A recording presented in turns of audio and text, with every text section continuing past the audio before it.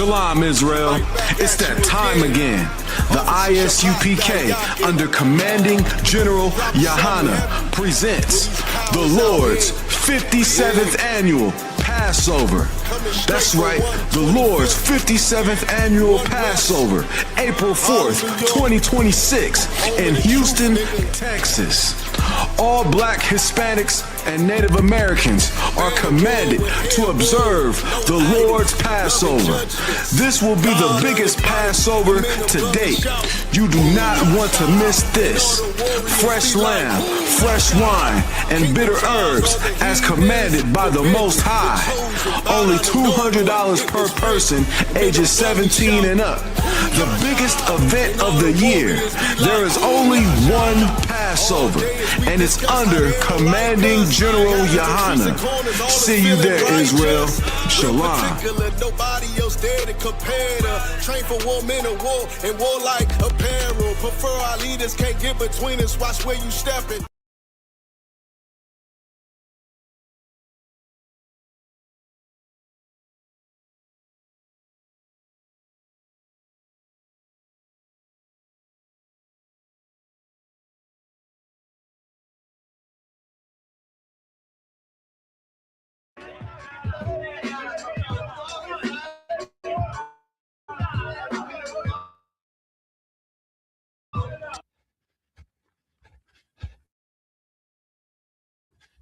Take a light on now.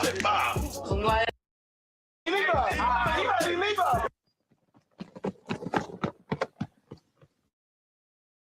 his garment on. Go ahead. Put his garment, man.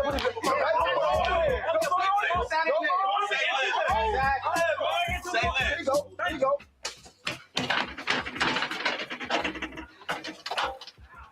Oh.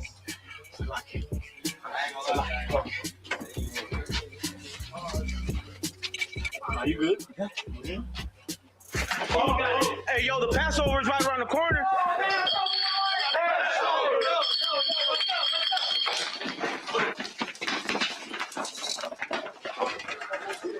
Hey, don't forget Officer Capt sauce. His hot sauce, you could put it on the lamb.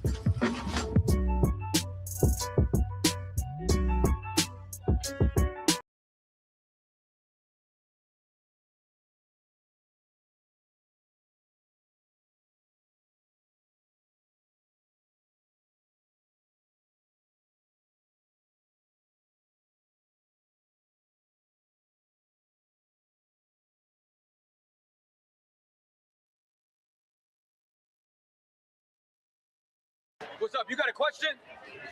Yes. What is the name of y'all's movement? The ISUPK. What is that? We're the Israelite School of Universal and Practical Knowledge. That's right. Why do you ask? The term Black Israelites, I was wondering if that would apply to the general movement. Oh, okay. Yeah. See, Black Israelite? Yeah. Black Israelite is an oxymoron. That's like saying white George Washington. Okay. George Washington is white. The real Jews are blacks. Right. That's the facts. Okay. So if somebody who wasn't educated with the message and thought you were a Black Israelite, would you say, yeah, you guys have the general idea, but that's not correct? I would say exactly what I told you. Like the exact thing that I told you is that because the world is brainwashed by Christianity, Right. because Israel right now is a white superpower who stole the identity, the popular consensus is that they are the real Jews, but really they're culture thieves. Right. They created a fake religion. They converted in the 8th century, around 722 AD. And when they converted, they created a fake religion and stole an identity. So what happened when they converted? Why did No, the people that you call Jewish today, Yes. that you believe to be the Jews, Okay. converted to a fake religion called Judaism. Okay. That's not who they are not ethnically from Abraham, Isaac, and Jacob. That's right. Okay.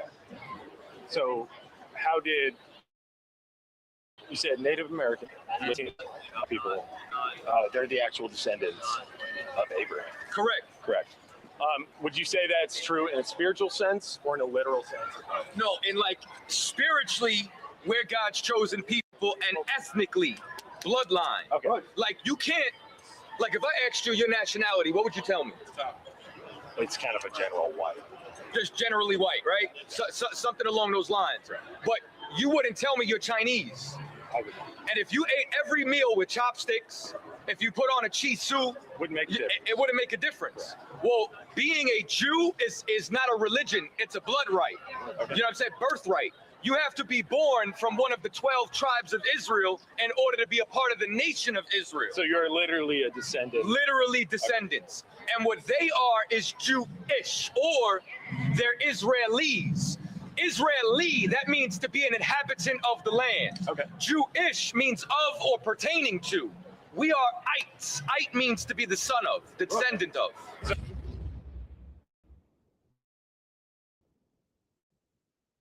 What's up? You got a question? Yes. What is the name of y'all's movement? The Isupk. What is that? We're the Israelite School of Universal and Practical Knowledge. Why do you ask? So I've heard the term Black Israelites, and I was wondering if that would apply to the general movement. Oh, okay, yeah. See, Black Israelite, Yeah. Black Israelite is an oxymoron. That's like saying white George Washington. Okay. George Washington is white. The real Jews are black. Right. That's the facts. Okay. So if somebody who wasn't educated listened to y'all's message and thought you were a Black Israelite, would you say you guys have the general idea, but that's not correct? I would say exactly what I told you. The thing that I told you is that because the world is brainwashed by Christianity, right? Because Israel right now is a white superpower who stole the identity, the popular consensus is that they are the real Jews, but really they're culture thieves. They created a fake religion. They converted in the 8th century, around 722 AD. And when they converted, they created a fake religion and stole an identity. So what happened when they converted? Why did you? No, the people that you call Jewish today, Yes. that you believe to be the Jews, Okay. converted to a fake religion called Judaism. Okay. That's not who they are not ethnically from Abraham, Isaac, and Jacob. That's right. Okay. So how did, you said Native Americans, Latinos, and Black people, they're the actual descendants of Abraham. Correct. Correct. Would you say that's true in a spiritual sense or in a literal sense? No, in like spiritually, we're God's chosen people, and ethnically, bloodline. Okay. Like you can't, like if I asked you your nationality, what would you tell me? It's kind of a general white. Just generally white, right? Something along those lines. But you wouldn't tell me you're Chinese. And if you ate every meal with chopsticks, if you put on a chisu, Wouldn't make a difference. it wouldn't make a difference. Well, being a Jew is not a religion, it's a blood right. You know what I'm saying? Birthright. You have to be born from one of the 12 tribes of Israel in order to be a part of the nation of Israel. So you're literally a descendant. Literally descendants. And what they are is Jewish, or they're Israelis. Israeli, that means to be an inhabitant of the land. Okay. Jewish means of or pertaining to. We are ites. Ite means to be the son of, the descendant of. We come out here to teach the truth of the Bible that so-called Black, Hispanic, and Native American Indians are the real Israelites in the scriptures. That's right. You go into the Bible, you find out who the real Israel is by actually reading it. Yes, you got to read the Bible to understand it. Christians will take off of face value their faith. That because the whole world seems to have an agreement of what Christianity is and what salvation it is and what Christ came here to do, that they assume that it's correct. But have you actually gone to study it yourself? Have you asked enough questions to see whether or not that it is the truth that you're learning in the church? Because when you go and open up the Bible, you find out that it's not exactly like what they're telling you in the church in these songs and dances that you're singing. So you can say what you want, you can believe what you want. But the scripture says, he believed on me as the scripture has said. That's what Christ said. He said, you got to believe on him the way the Bible says, not to believe on him the way that the movie theaters try to depict him as. You're not supposed to believe on the Bible the way that they tell you to think about it in the movie. I just seen a trailer to an animated movie about King David with little red hair running around, little white boy running around, King David in a movie that's coming out in December. You have to understand this amount of sorcery that's been put in front of your face for many generations. We're talking about hundreds of years of deception. But you think it's just normal to see white people that are depicted as the people in the Bible on movies and on TV. That ain't what you see in the scriptures, man. What you will see in the scriptures is that the Bible does talk about people of color are the children of Israel. Now, let it be known first and foremost, because people got the wrong idea about who we are and what we do. They say that we're black Hebrew Israelites. Well, I see people up here that aren't considered black. So what is it that we really are? Because it's not about color. It's not about skin color. When we say the white man is the devil, it's just because you're not going to understand what I'm saying if I say Esau is the devil. Edom is the devil. Idumea, the Romans, the Greco-Roman Empire, the people that are the antagonists in the Bible. But you won't understand it unless I just say the color. If I say Caucasians are the evil ones on the earth, then why would I say that unless I had something to back it up? Because it's not about feelings. See, when you read the Bible, you're not supposed to let your feelings control what you think it says. You're supposed to get more of what it says until it's completely clear of what it's saying, not what you feel about it. Pay attention real well about what the Bible says here, even in the New Testament. Read. For if we sin willfully, after that we have received the knowledge of the truth, go ahead, there remaineth no more sacrifice for sins. If Christ died for your sins and you continue to sin, the Bible says if you sin willfully after hearing the truth, after hearing God's law, statutes, and commandments, then his sacrifice no longer applies to you. You got to understand there is a grace period that you're given here on the earth. But that doesn't mean that you could go and do the same thing over and over again and expect that Christ's sacrifice for his life is for you, even if you continue to do whatever you want. We come out here to teach the truth of the Bible, that so-called Black, Hispanic, and Native American Indians are the real Israelites in the scriptures. When you go into the Bible, you find out who the real Israel is by actually. You know what's an ungodly custom? Thanksgiving is an ungodly custom. Halloween is an ungodly custom. Hell, what just passed? Veterans Day is an ungodly custom. Right? Christmas is an ungodly custom. And it said it was kept as a law. Because that's what we do. We keep ungodly customs as a law. But you know what we don't keep? We don't keep Passover. We don't keep the Feast of Unleavened Bread. We don't keep the Feast of Dedication. We say we're followers of Christ, right? But we don't keep what Christ kept. That's right. Can anybody show me out here that when did Christ celebrate his birthday? Right. Can anybody out here show me when Christ celebrated Halloween? Right. No, you are not a follower of Christ. You are a follower of the devil. What does Metallica? What do you think about the forgiving the murderer? Because we all go through stuff, depression and things like that, right? What if he was going through depression and depression just took over and the demon took over and and that's why he murdered Charlie Kirk? We're good. All right. Most High in Christ. This is going to be a scripture breakdown class. Any questions in the room? I was going to say, y'all all know the Bible? That's it. I'm wasting my time up here. They all know the Bible. You have unlocked all the mysteries. What's your question, though?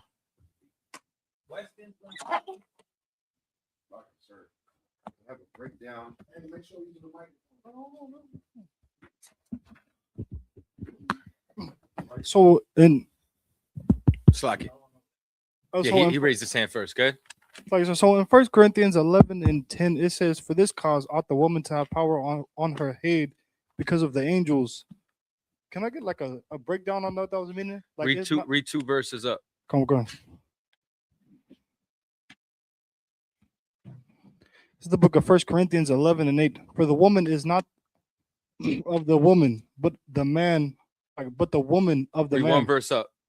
This is the book of 1 Corinthians chapter 11, verse 7.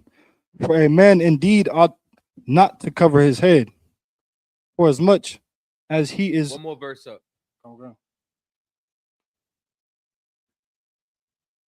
This is the book of 1 Corinthians chapter 11, verse 6. For if the woman be not covered, let her also be shorn. Okay, so now this is talking about just like as far as like a hierarchy as well as coverings, right? What is a cover supposed to do?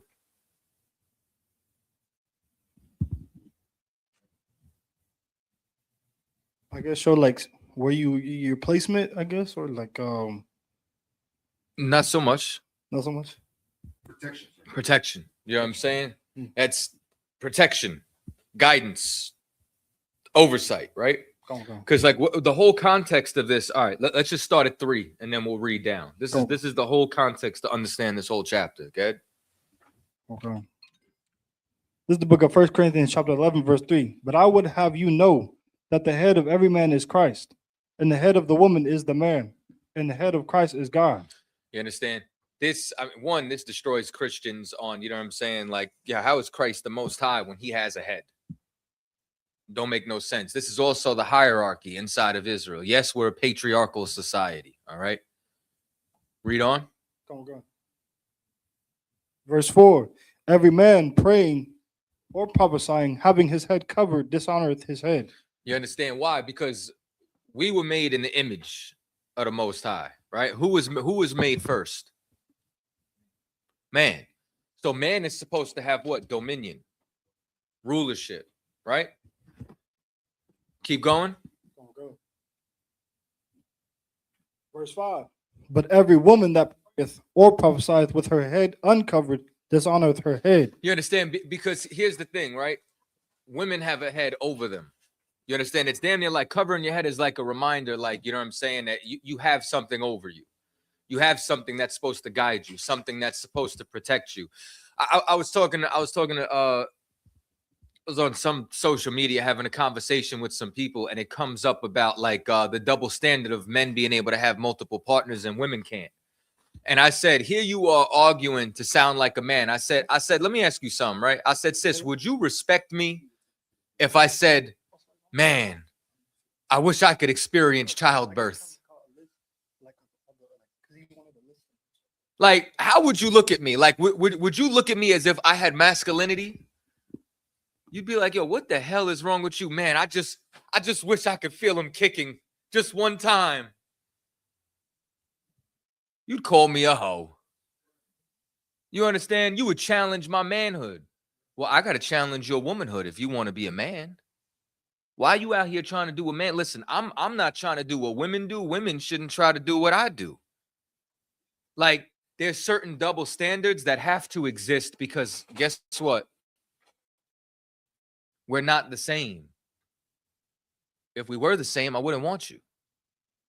You understand? Like, we are completely different in nature. We have to identify that and then celebrate our differences. I'm not about to compete with you. I don't want to bear children at all. I want to plant the seed. That's what I want to do. Read on.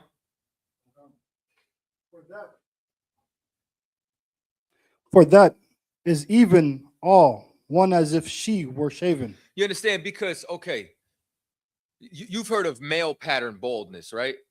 You ever hear of female pattern baldness? Women keep their hair longer than men, even in nature. You know what I'm saying? Men could lose their hair. It would be as if she was shorn or shaven. You know how I know that women know they're supposed to have long hair? Because, okay, do y'all know what India's third largest export is? Hair. You know who's buying that hair? Black and Hispanic women. Like, okay, who runs the hair industry inside of America? Whenever you go inside these beauty supply stores, good? Chinese people? Well, Asians. You know, at large, which ones? Koreans. You know a lot of that money going back to Kim Jong-un, right? You wanna know why Kim Jong-un has all that money to be able to launch missiles? Black women buying weave. Y'all have turned Kim Jong-un into a nuclear superpower because you know you're supposed to have long hair. What you buying all the weave for? Now, granted, there's protective styles. You know what I'm saying? Like, you know what I mean? Like there's nothing wrong with y'all having weave, whatever the case may be. Now, if y'all just dyeing your hair blonde, putting blue contacts in, I'm gonna question some things. I might have a couple of things to look at. But my point is, women know they not supposed to just be shorn. That's why I find a sister that's out there looking like Amber Rose. She, you know what I'm saying, out there looking like a tennis ball or something. Like I feel like there's something wrong. You know what I mean? Listen, I got a dating application. You know what I'm saying? The first question is the white man the devil? Second question is, are you sure? All right. Third question is, can you make a biscuit from scratch? The fourth question is, what's the recipe?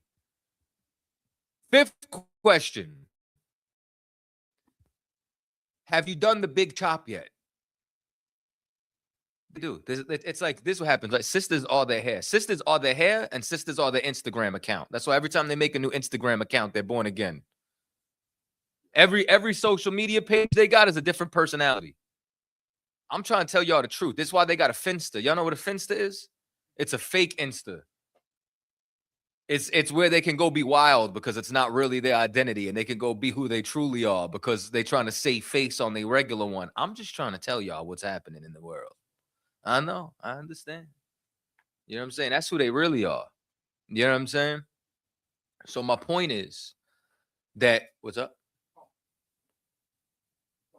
So I seen a video where the woman was saying that that they were saying that they was being asked a question if they would all live in a world with just women, and they was all saying like, oh yeah, I'll definitely live in a world with just women, but no one like women. That was a complete lie. Like, that's not who they are, and that's not what they really believe. Yeah, because how many female architects are there? Zero. Like, How many women designed expansion bridges? Anybody want to help tell me how many women inventors do y'all know about? Oh, okay. Like yo, you know they did an experiment and they did like Survivor, but they sent all men to one island and all women to another island. And like, do you know, like in 24 hours, the men built shelter, discovered fire, you know what I'm saying? Like had everything up. And by like week 7, the women were ready to die. Why are we fighting nature, man? But at the same time, we need each other. Listen, man, like, you know what I'm saying? You most men don't know how to like decorate their own apartment or something like that. You know what I'm saying? Y'all are cool sitting on the floor with your TV and your PlayStation and using paper towels for everything. You know what I'm saying? But you get a woman and you know what she's going to do? She's going to plug in them little Glad joints that's going to spray the smell goods. You know what I'm saying? She going to make sure you get a good couch. You know what I'm saying? It ain't going to be no regular couch. It's going to be a comfortable couch. She going to put flowers around. She going to make it feel like a home. You know what I'm saying? And you're going to protect that home. We need each other. It's a trade-off. You understand? Because it's how we're designed. It's how that we're wired. You know what I'm saying? But you threw me off from where I was going with the social media part. It's all right. No, it's not a deal. But the point is, if you're going to be shorn or shaven, you must want to be a man. You must want that masculine energy. You understand? You're not me. I'm not you. And let's keep it that way. Read on. Let her be covered. Verse 7. For a man indeed ought not to cover his head, for as much as he is the image and glory of God. He's the what? Image and glory of God. He's the image and the glory of God because, okay, scripture says ye are gods, right? We're Elohim. We're powers. We're authorities, right? So this world was created, and then the Most High looked down and said, I need a man to tame this. I need a man to put this thing in order. And he chose Adam. Adam was the first man who was born again. Adam was the first man with the Spirit of the Lord who was given wisdom to be able to organize all of this, to know we're going to ride horses. Horses are for transportation. Oxes help plow the field.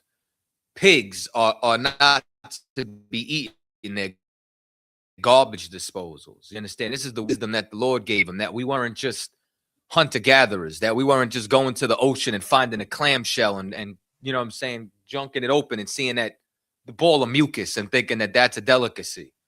You know what I'm saying? That's not what we're supposed to be doing. So as a result from this, you understand, man organized all this. Man is the image of God. Image as in the reputation. Because here's one thing that I know. You understand? The Most High is a man of what? Man of war. You know what a man of war likes to do? Like what's y'all know the vision of the Most High, right? What's around the throne of the Most High? Y'all know? Anybody know that vision? Yeah. The angels that bow down before him, night and day. Well, you Worshiping got God. those, but what else? What else is around the throne? Come on, talk.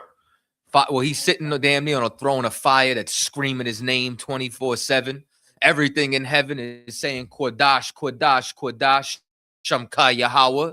You understand? Holy, holy, holy is thy name. Good. And then like I wouldn't say like counselors, but like You got the elders, yeah, but elders. what else is right by the throne? You got your hand up? No? Good. Christ. True. Come on. True. Which I'll get to those in a second. What about the beast? Don't he got beast? Y'all ever like okay, what I need y'all to understand is the Most High is about rulership. Everything that I just told y'all, is that not flamboyant? Like does that seem like he's not stunting on niggas? Like if you had to go before somebody who is a king and he's sitting on a throne of fire, there's two big ass beasts, there's elders, they all screaming his name. It's a sea of nothing but crystals and bling around them. You're gonna be like, geez, what is going on? I better watch my goddamn mouth. There's power here. You understand? Like, do you think the angels need chariots? You understand? So what do you think the purpose of the chariots is? To stunt on niggas. You think they need a chariot? You understand? Like like down here in Texas is car culture. You understand? Why do y'all put this on the side of your damn rims out here? You know what I'm saying? To the point where you taking up 2 lanes. I got to swerve over this way to make sure I don't bump into your spokes. Like what's the point of having candy paint on an old school Chevy on a box Caprice with 2 12s and a 10 rattling in the trunk? What's the point of it? To stunt on niggas. What's the point of hydraulics on lowriders in California? Y'all don't see that you have the same spirit as the Most High?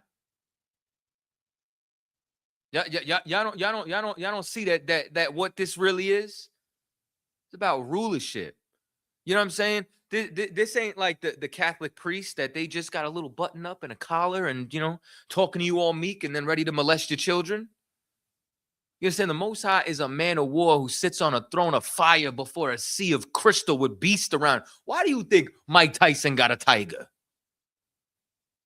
Why do you think you go down to 6th Street and there's a brother out there with a giant snake over his shoulder walking around doing interviews?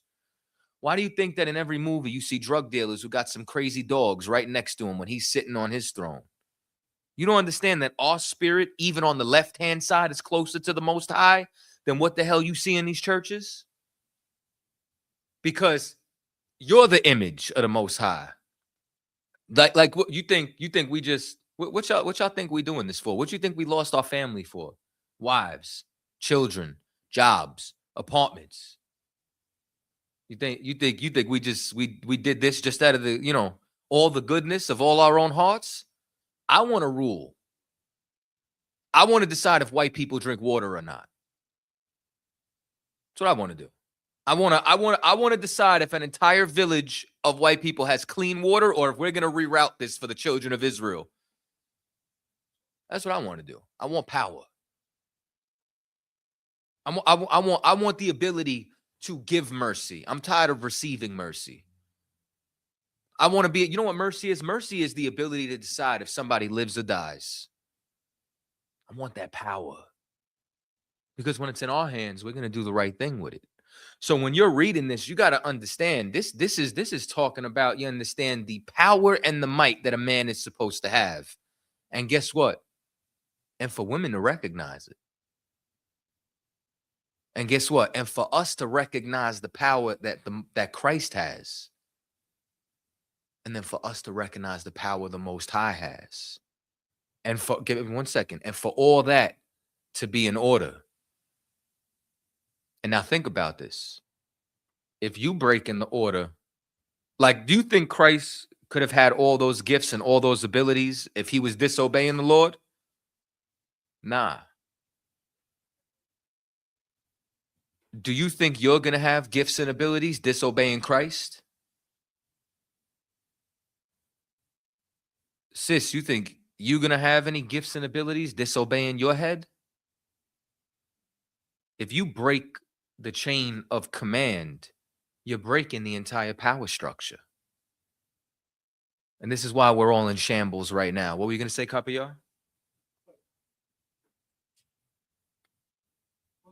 Could this be a good precept for that? Proverbs chapter 20 and verse 24. Read it. It says, man's goings are of the Lord. How can a man then understand his own way? This is good in that capacity as far as, you know what I'm saying, what we're supposed to do, where we're supposed to get our guidance, where we're supposed to get our instruction.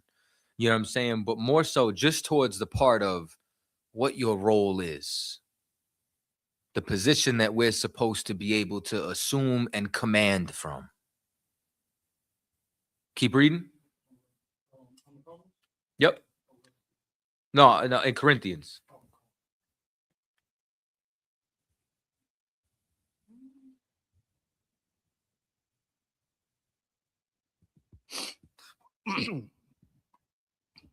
But the woman is the glory of the man.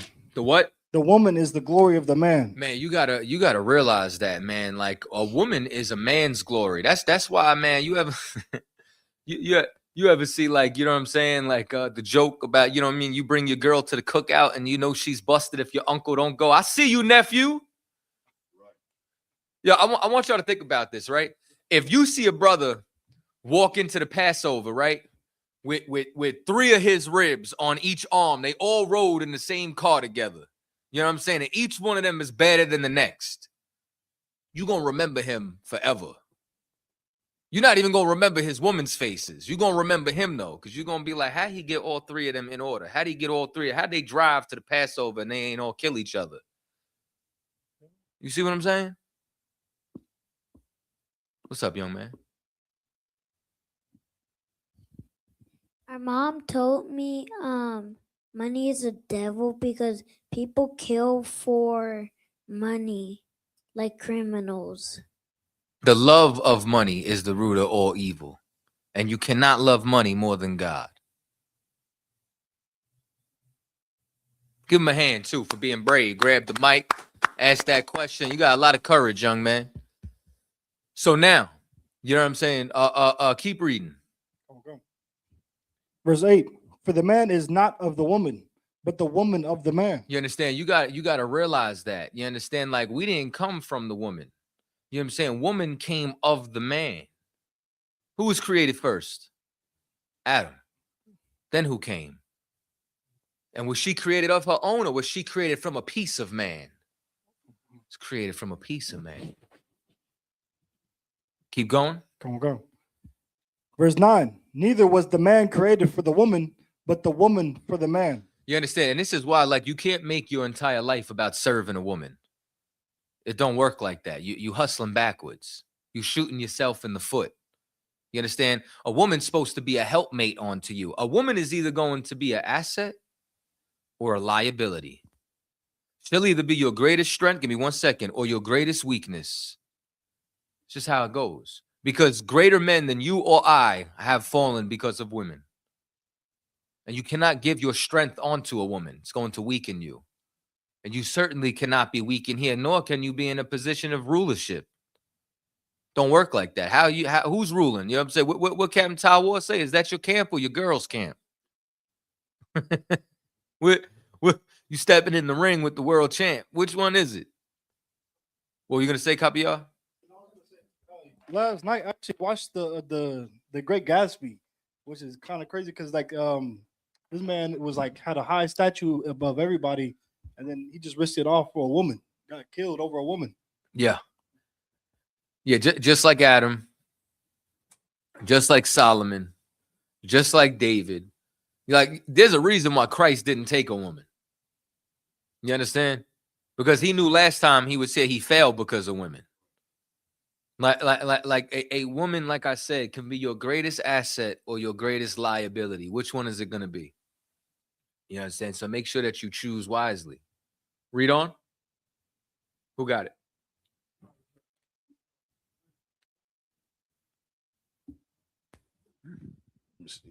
You got it? Keep on reading. Where were we at though? What was it? 11? First Corinthians. We are at 10. All of y'all should have been following along all along. We at 10. It's the book of First Corinthians, chapter 11, verse 10. For this cause ought the woman to have power on her head because of the angels. You understand? So now, where does our protection come from? And also even to where it comes down to like our prayers being heard, even when it comes down to, y'all heard of Jacob's ladder? You understand? The angels go down, give a report, and then they go back up. Even when you read inside of you know what I'm saying, the sensors that all the prayers are being gathered at. You understand? Like, you got to realize this is all how we communicate with the Most High. You understand? It's like not to get Hollywood on you, right? But it's damn near like, you know, angels can protect you.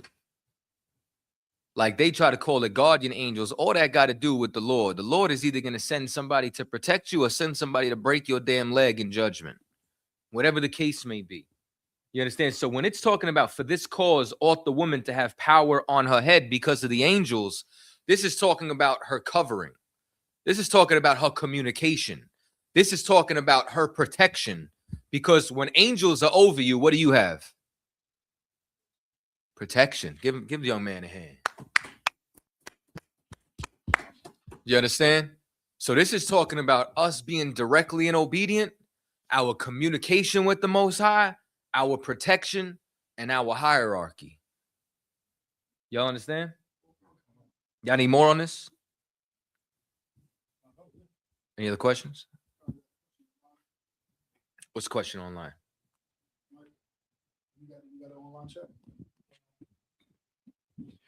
Got a question online from Officer Kabar. Officer Kabar said, can I have a breakdown of 2nd Ezra chapter 14, verse 34? 2nd Ezra's what? 14 and 34 through 35. 2nd Ezra's 14, 34.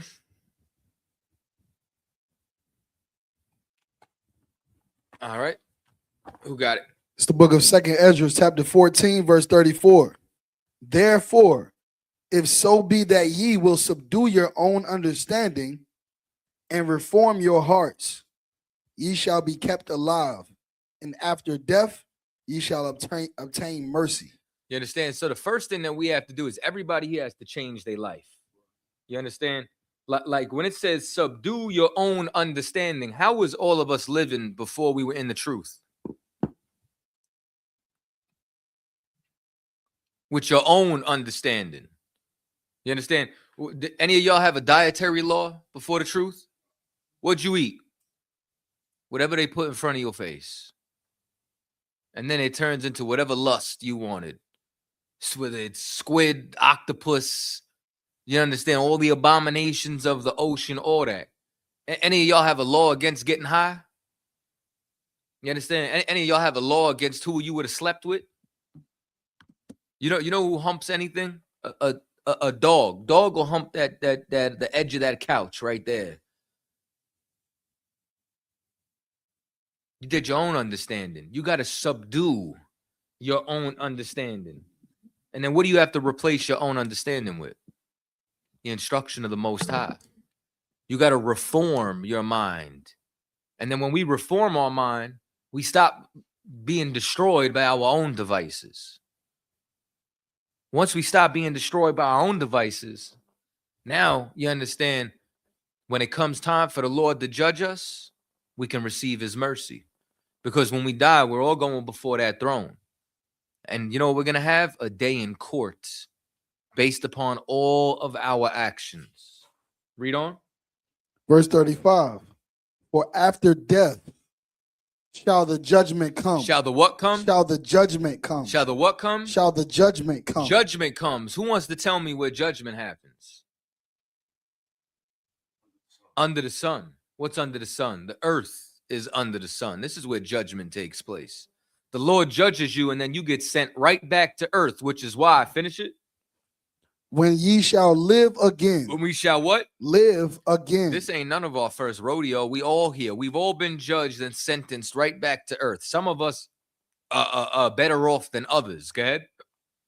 And then shall the names of the righteous be manifest. And the works of the ungodly shall be declared. Why? Because depending on what you do, depending on how you live, depends on if you are rewarded or if you're punished.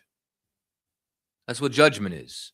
You understand? You go to court and you sue.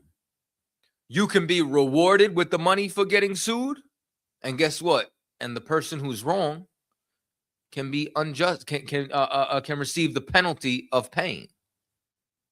You can be rewarded with your freedom, or you can be rewarded with football numbers and do, you know what I'm saying, 50 years. Right. All of this happens.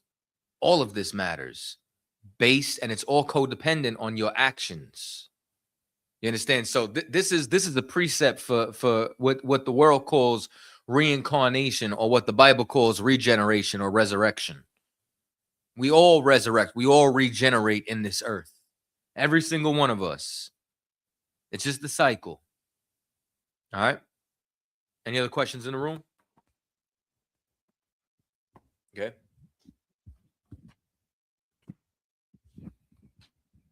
It's lucky, sir, if I may. I got a question on Ezekiel 38, verse 8. All right.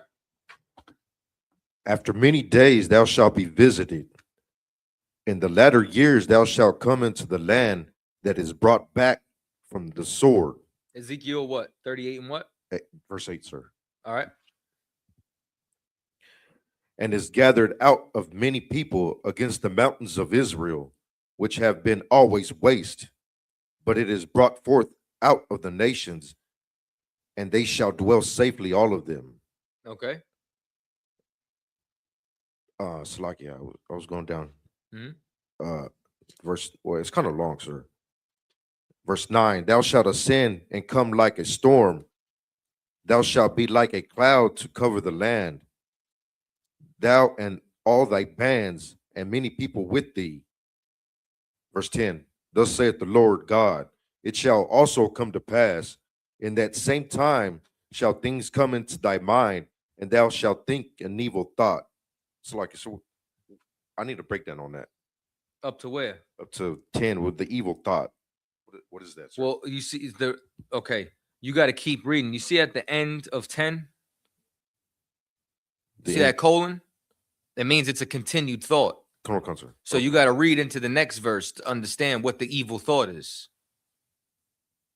Come on, sir. So verse 11, and thou shalt say, I will go up to the land of unwalled villages. See, that's what I had the problem with. Well, what is that land of unwalled villages? Keep reading. I will go to them that are at rest, that dwell safely, all of them dwelling without walls and having neither bars nor gates. So now all of this starts at, all right, start at verse 2 so I could give you the context of this. Go ahead. Come on, sir. This book of Ezekiel, chapter 38, verse 2. Son of man, set thy face against Gog. Set thy face against Gog. Who's Gog? It's like, sir, Gog is Russia. Russia, right? So what happened in recent time? Russia is going to war with Ukraine. Because Ukraine is Magog. Ma means of. Right. You understand? So, for example, the Hebrew word for sea, you understand, is yam, right? Okay. What's the Hebrew word for water? Mayan. Mayam, of water, of the sea, is where you get water from. So if you take a portion of the sea, you have what? Water. So if you take something, a portion of Gog, you have Magog, because you had the Soviet Union. You had all those countries that were of Russia, of Gog. Keep reading.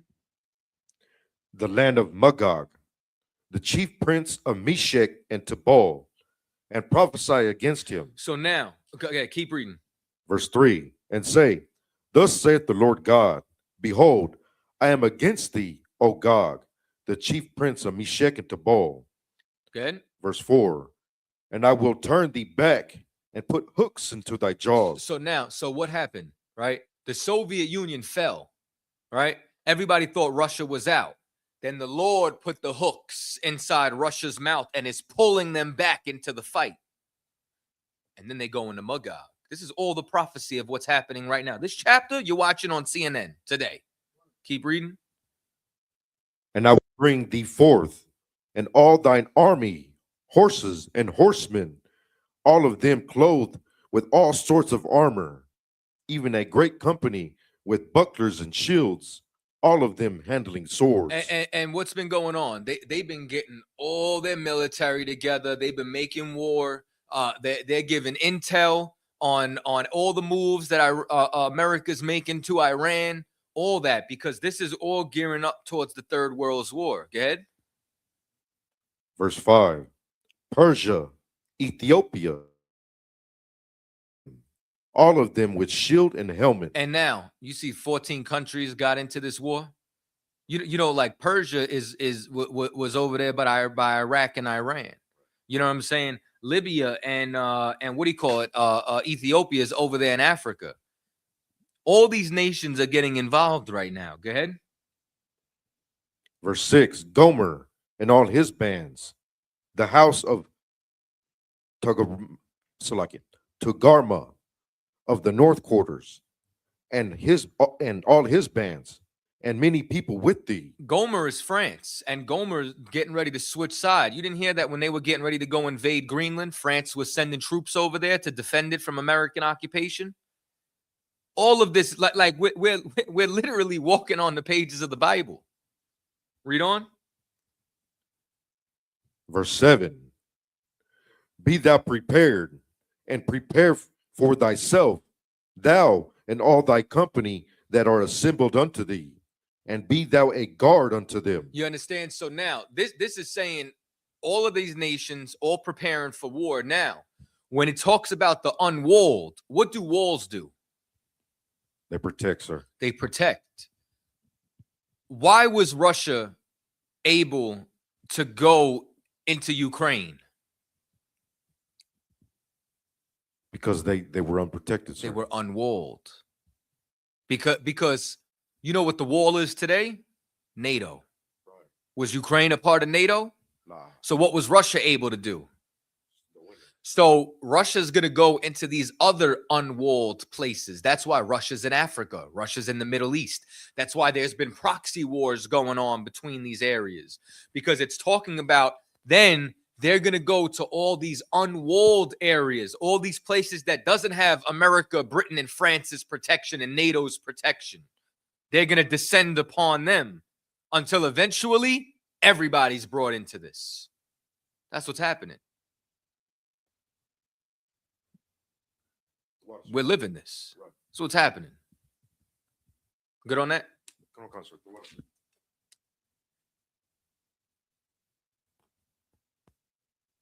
Any other questions?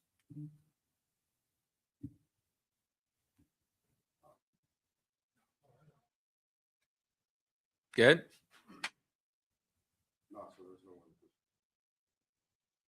He said he got one.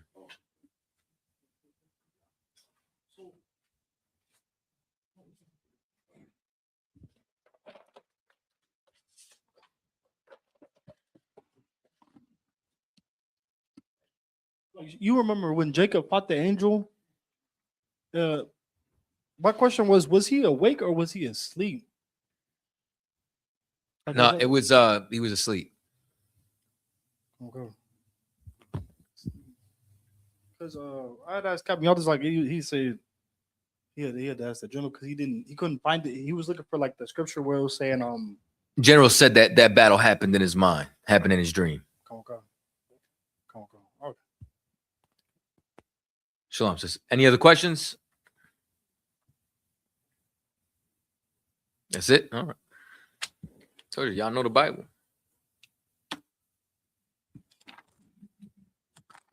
All right.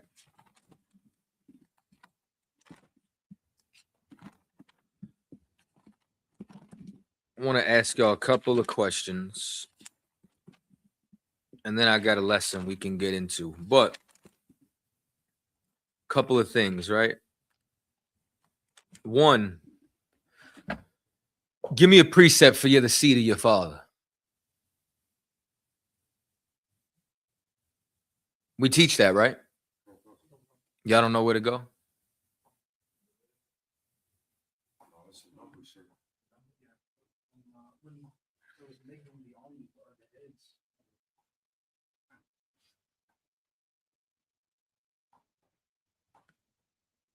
You see, like, yeah. Okay, which you probably going to 1 and 18? Let me hear it.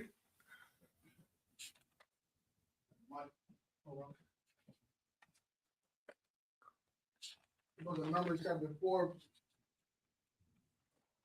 Numbers chapter 4, verse 34. And Moses and Aaron and the chief of the congregation numbered the sons of the Kohathites and their families, and after the house of their fathers. Okay, after the house of their fathers, but where's the seed of your father?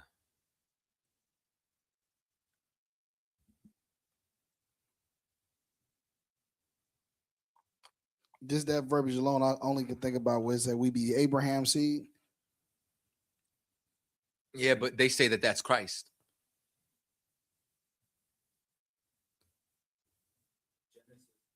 Genesis what? Let me hear it. Come, says the book of Genesis 19:32. Come, let us make our father drink wine, and we will lie with him, that we may preserve seed of our father. So preserve seed of your father. This is close, you know what I'm saying? But this is more so just saying they're going to have his child. How do you prove that your father determines who you are?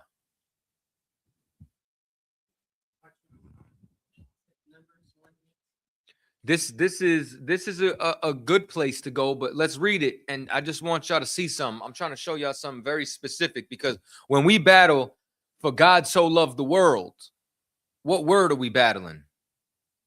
The word world. The word world. So do you take me to a definition that kind of talks about the world, or do you take me to a precept that has the word world in it?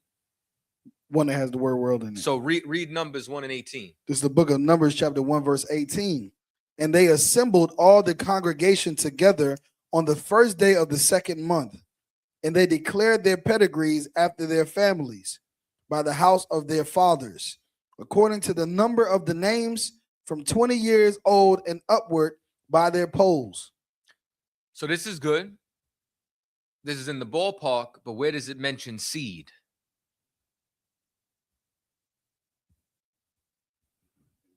Give me Ezra 2 and 59.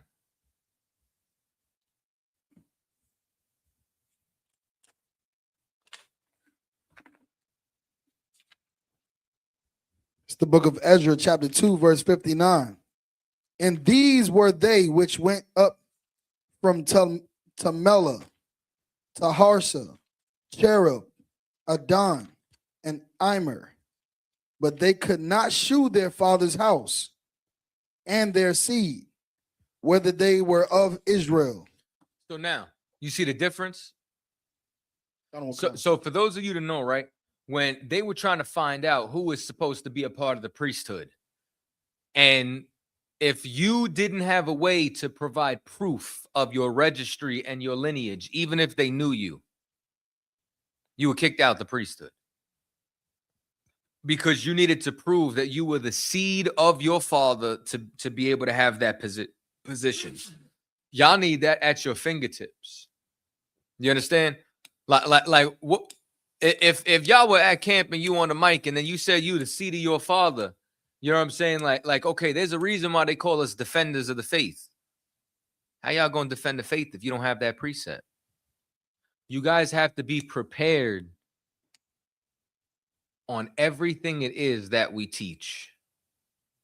So if you say you're the seed of your father, now I would go to Numbers 1:18, Numbers 4:34. I would go to the precepts y'all pulled after to then show this is why we organize everything patriarchally. You know what I'm saying? This is why we're the seed of Abraham, Isaac, and Jacob, and not Sarah, Rebecca, Rachel, Bala. You know what I'm saying? So on and so forth. But when you're battling somebody, remember, like the Christian is trying to look for any reason in their mind that they got Satan that they're battling in their mind to not believe you. This is why it's so important to be able to battle those phrases. Because when we're battling John 3:16 and you want to show that there's a difference between the earth and the world, you got to go find a scripture to do that. Precept.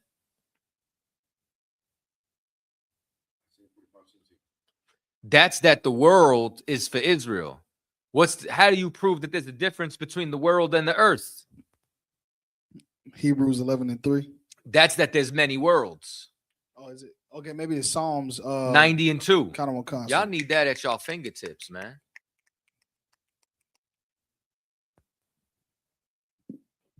I got to study harder. Y'all need this at your fingertips. You want to have that commanded to your memory. If you don't have the greatest memory, then y'all need a notebook. And I'm not even open on the page. I'm on Esau is not a Jew.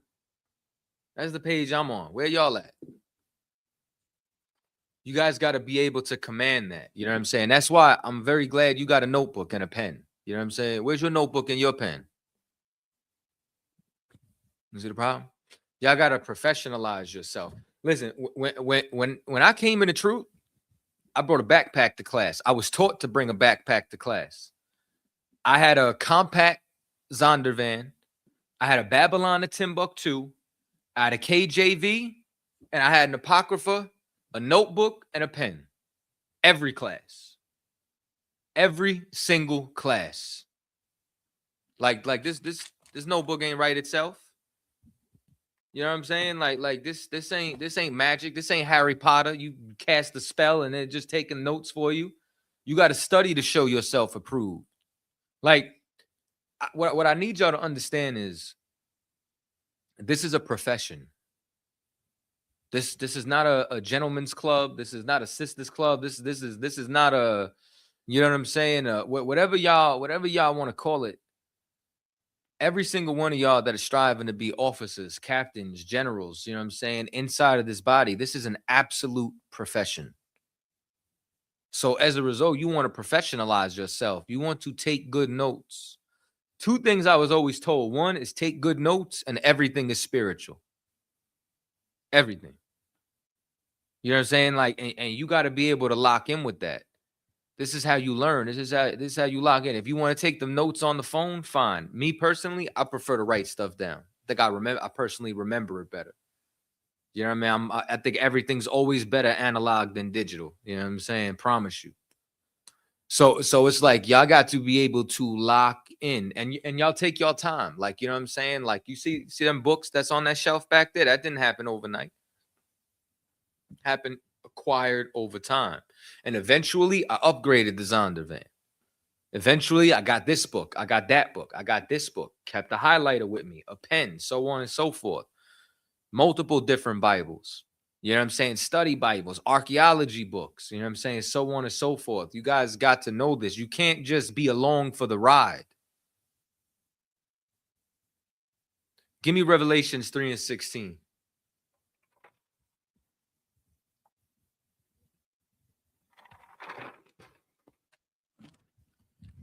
Matter of fact, I think I know exactly where we're going to go today.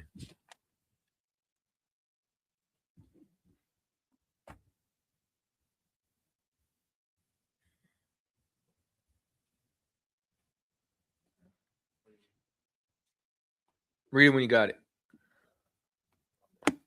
the book of Revelation 3:16. So then, because thou art lukewarm and neither cold nor hot, I will spew thee out of my mouth. Yo, man, listen, the Lord is not going to keep you if you just lackadaisical. If you just along for the ride, you understand? If you were hot or if you were cold, I might keep thee. You understand? I would keep thee. But because you are you do not want to be lukewarm in here. You understand? You want to be hot. You got to be blazing in here. That's why when you go to camp, we call it blazing. You understand? That's why you're baptized in fire. That's why it's the fire of the Holy Spirit. That's why we say we fired up right now. You know what I mean? You got to be an inferno inside of this truth. You can't just, you know what I'm saying, You know what I'm saying? Like, give me 1 second. Listen, man, I've come here before and the damn gates is down during class. This is a business. Like I look right there. It says the hours is 7 to 9. You know what I'm saying? That means them gates should be wide. Or y'all want this to be the secret place of the Most High. We just keeping this amongst ourselves. We not bringing nobody over here. You know what I'm saying? That's it. We made it to the secret place and nobody else gonna make it here. Nah, man. Like you know what I would do? I would get the LED strips and wrap these windows. You know what I'm saying? People drive by. What the hell is that? Make that shine through like it's a goddamn disco. People want to say, what the hell is happening here? Like even when we go out, you know what I'm saying? Like, okay. Why are the signs so big? Why do we stand on a podium? Anybody know? Next time, raise your hand. What'd you say? This is true. Here's something else too. Okay, let me give you the what this look like, right? Why are the churches so big? Why is the entrance, like, you know what I'm saying? Like, you can make a regular sized door. Why is the door to the Catholic Church 22 feet tall? For what? It's for when you walk in, you feel small. It's for you to walk in that church, and if you even talk too loud, your voice is echoing through. Because it's getting you to submit. It's getting you to feel like the presence of God must be here. You understand? Like, y'all have to be billboards for this truth. That's why when we go out in our gear. And you know what happens? When we go out and we go out to a club or we go out to a festival, we go out in public, right? Even if we're not setting up camp, but you got your crown on, you got your fringes on, I got my cover on, or this jacket, he got his crown on. What's the first thing people do when they stop and decide to talk to us? What y'all into? They know we're different than other people. They know we're organized. They know we have something going on. You got to live that everywhere and every day. Now, you had your hand up? What if I'm not that good at talking or explaining myself? Well, that's the beauty of you're a trooper now. What's your Hebrew name? Kawal what? Kawal Barak. Congratulations. So get a brother a hand. Let me tell you the beauty of protocol. You're not permitted to explain anything. Now's the time for you to be absolutely quiet. I was told to shut up and get in all black. You know what I did as a trooper? What I was told. That's what I did. 1 second. This is what I did. I listened and was taught. This is what I did. I went and studied where the books are in the Bible so I could find them better at camp. And you know when I spoke? When someone said, read. And then I read. And you know when I stopped speaking? When they started teaching. And I shut the fuck up. And you know when I did that? I did that until I was told to go teach, given permission. The scripture says, how can they teach except they be sent? Were you sent? So you know what that means? You ain't got to explain a goddamn thing. See, the only selfish time in the truth, and this sounds a little crazy because anybody who comes in here ain't come in here to be selfish. The only selfish time in the truth is when you're a trooper. Because once you become an officer, your life is over. You know how many brothers became officers and called me up? And they are officer of 50 and think they got responsibility. And they called me up and said, Cap, you were right. My life is over. And I start laughing and say, if only you knew. You know what I'm saying? But I say, oh, I understand, brother. Most time, I'm you know what I'm saying? Once again, here, listen to what I'm saying right now. Absorb what I'm saying. All right. So it's like right now is the time for you to change yourself, and not just you, but every trooper. Now we're all constantly changing, but especially when you're a trooper, now's the time to learn. Because here's something that I learned from Commandant General Yohana, and that was passed down to General Mahiman when they said the best generals were the best troopers. So the trooper that got his boots shine, got his pants tucked into his boots, ain't coming out wrinkled, in all black, reading, shows up on time, follows orders. Guess what? He gonna be a great officer of 50. And then he masters being an officer of 50. Masters being an officer of 500. Masters being an officer of 1,000. Masters being an officer of 5,000. Masters being a captain of 10,000, 13,000, then becomes a general. Because he that's faithful in least is faithful in most. He that is unfaithful in least is unfaithful in most. How you do anything is how you do everything. What are you going to say now? You understand? So what it comes down to is to be able to change, to be able to learn. There's going to come a time where you're going to be apt to teach. Being apt to teach is looking for an opportunity to teach. Like, everybody learns how to teach. See, what happens is eventually you go to so many camps and you hear the breakdown so much that by the time it's your turn to teach, and this is another reason, this is why we say you teach what you're taught. So everything I'm telling you, this isn't my own understanding. I'm regurgitating. I'm telling you everything that was taught to me. Because, matter of fact, give me Exodus, I want to say 4 and 6.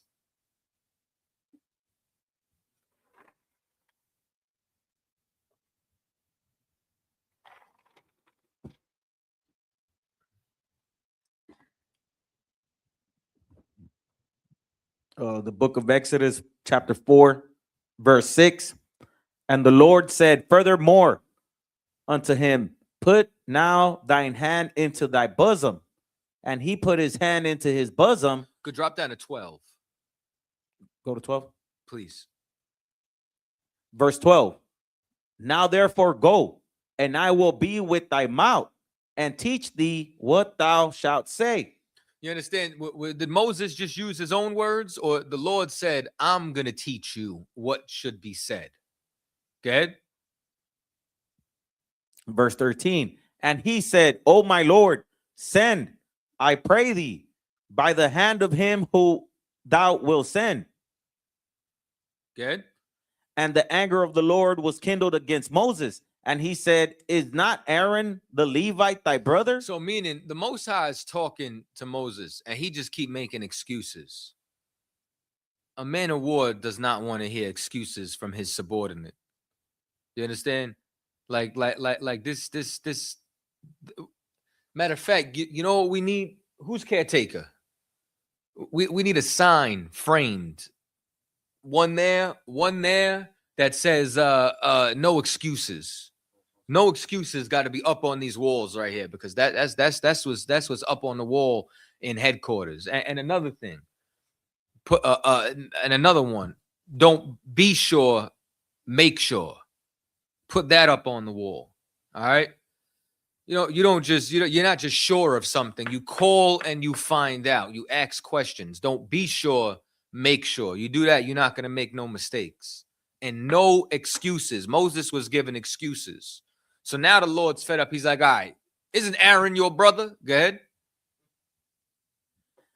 I know that he can speak well. And also, behold, he cometh forth to meet thee. And when he seeth thee, he will be glad in his heart. He gonna be glad when he see you. Good.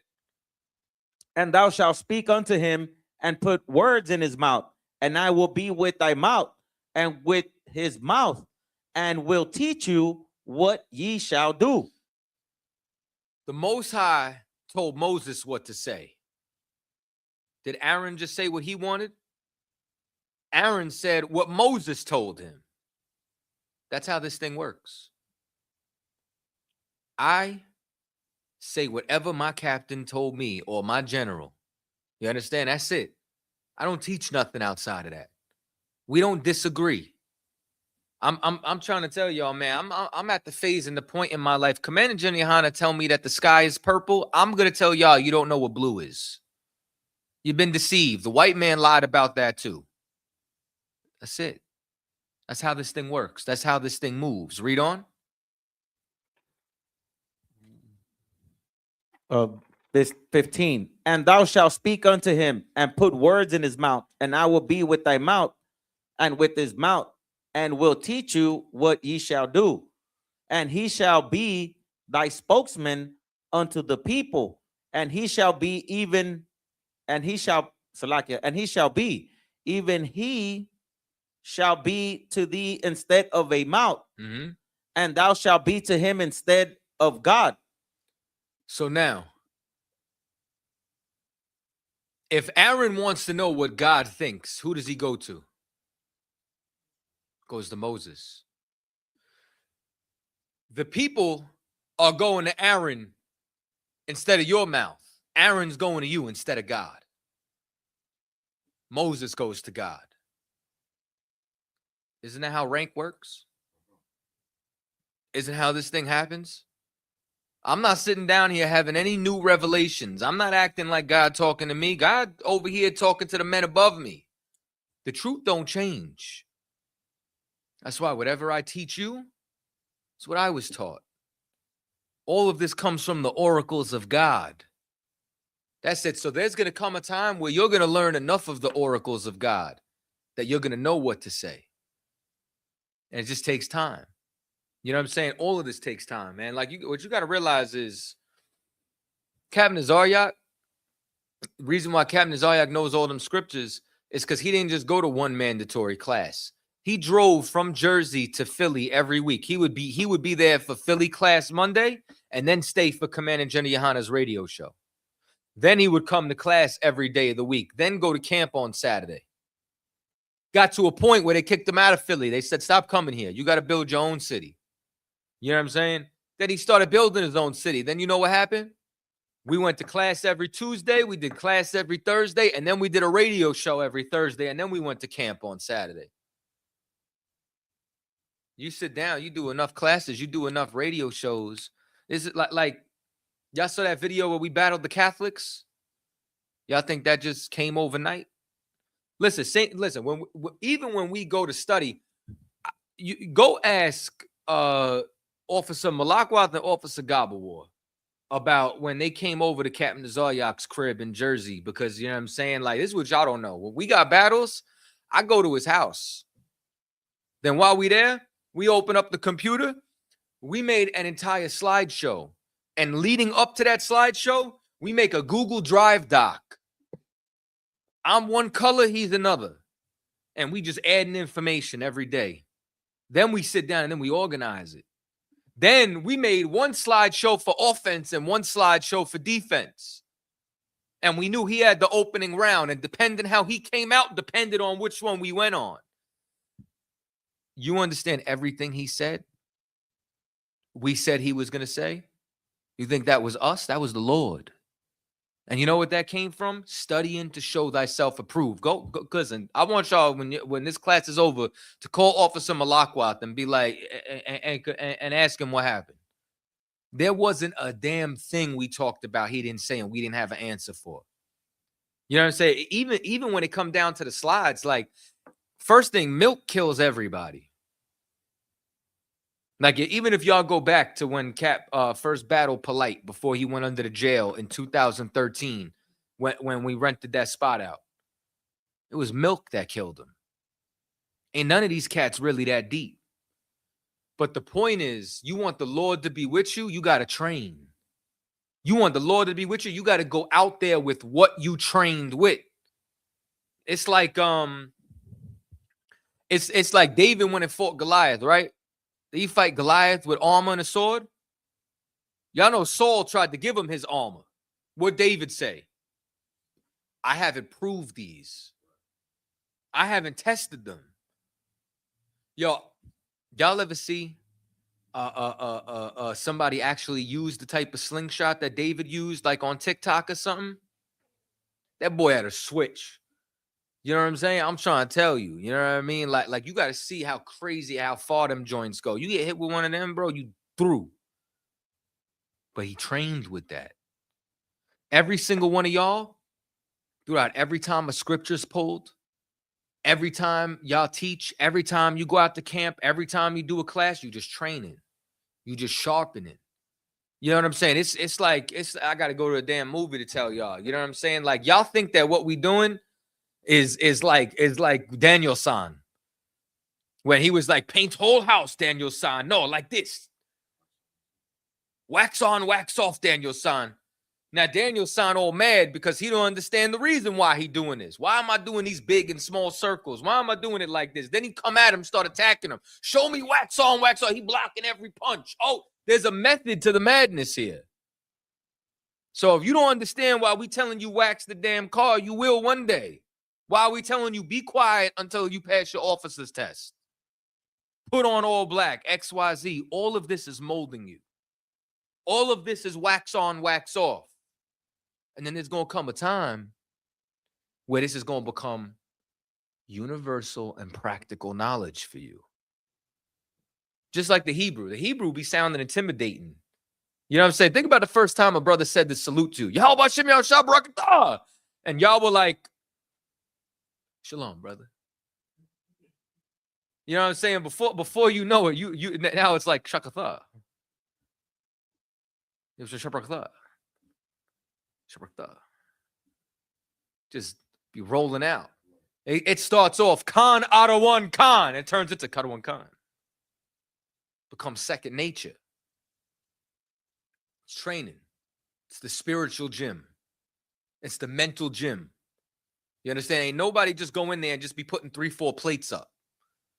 First time when you was a kid, you went to the gym, you might not have been able to lift the bar, with, you know what I'm saying, with your little bird chest. You know what I'm saying? Then over time, you put more weight on and more weight on and more weight on. Ain't nobody expecting you to lift 3 spiritual plates. You might have to start with them 10-pound dumbbells, but over time, you're going to understand this thing. Y'all with me? Any questions where we're at? No? Give me 2nd Ezra's and start chapter 7. Let's start at verse 6.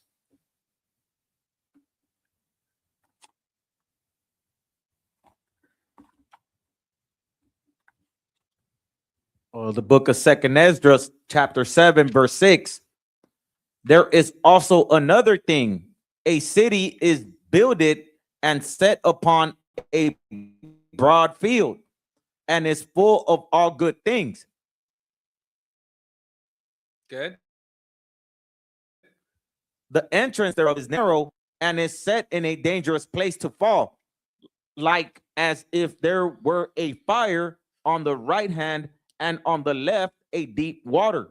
So now here's what I want y'all to picture. Picture you trying to get to this city, right? And this city there ain't no crime in this city. When you get there, you got a house waiting for you with land and servants. You understand? Riches. You know what I mean?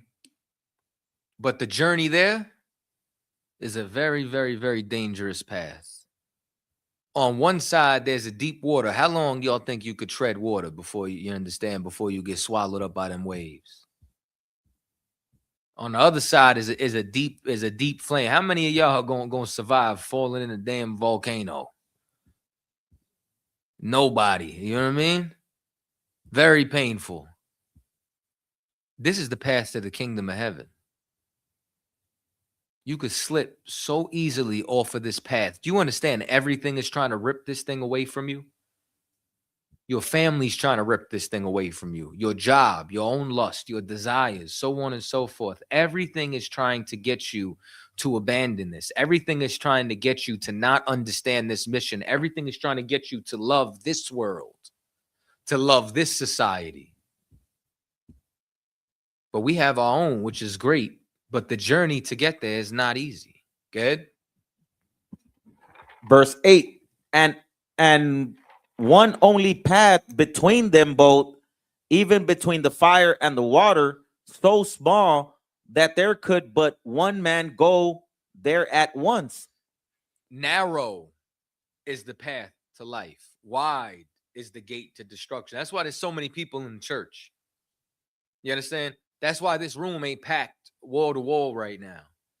You understand? One person making it through at a time. It's how narrow this path is. That's how dangerous, you understand, this journey is to be able to get there. But you got to want it.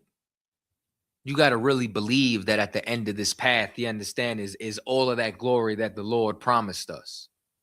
You understand? You gotta believe in this like you believe the white man gonna give you your check on Friday. Read on. Verse 9. If this city now were given unto a man for an inheritance, if he never shall pass the danger set before it, how shall he receive his inheritance? How are you going to receive this if you're not willing to walk the path? You got to put the work in. We can't run from the work. You can't run from what this is. Shit, Jonah tried to run. How'd that work out for him?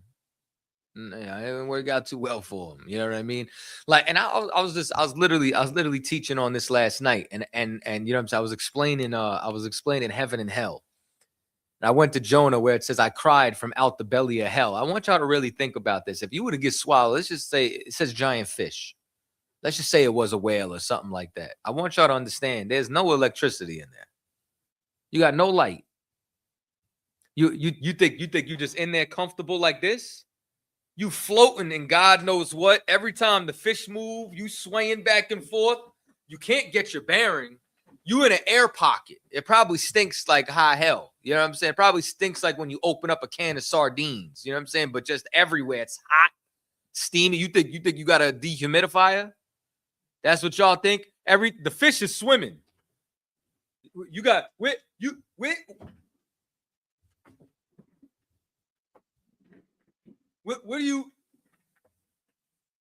are you eating? You think they got hibiscus in there? Horchata? Horchata up. That's what they got in there. What do they got in there? For 3 days? You think you sleeping in there? In stomach acid? That's what you think is happening? That's hell, brothers and sisters. That is hell. And then you get spit up on land after 3 days, like that guy in Miami. They're trying to say Gerald the Dolphin. Have y'all heard that story? Have y'all heard this story? I hope none of y'all believe this story, all right?